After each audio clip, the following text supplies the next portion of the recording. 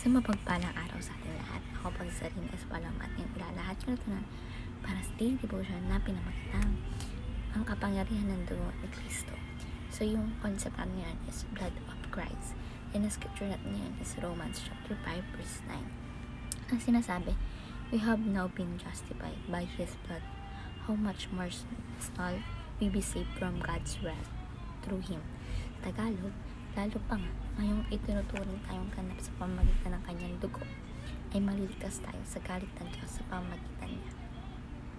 So, ang katuruan natin ngayon, number 1, the blood rescues us from the wrath of God.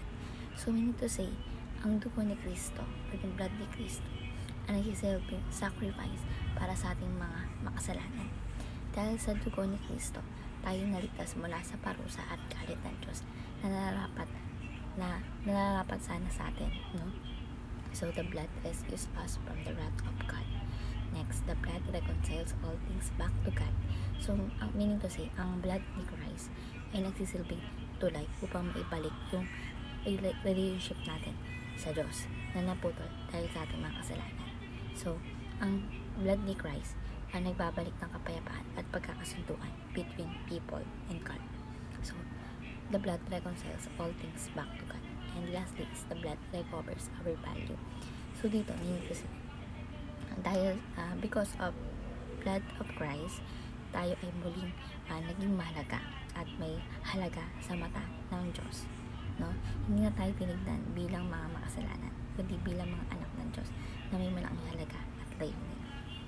So, the blood recovers our value. So, bilang application po is number 1. Meditate on our great deliverance. So, dito meaning to say, paglaan tayo ng oras upang magpasalamat, no? At magdilay tungkol sa ating kaligtasan at kung paano tayo excuse me, nailigtas mula sa galit ng Panginoon Diyos.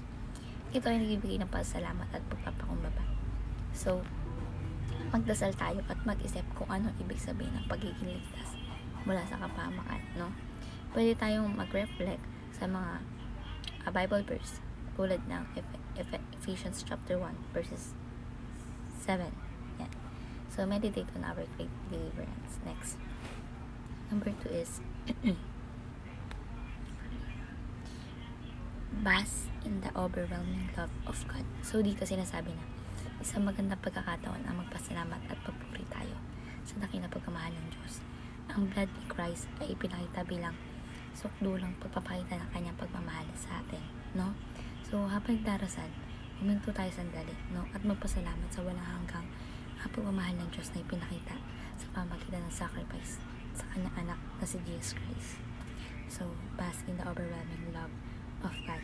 And last is, talk to someone today about the blood of Christ.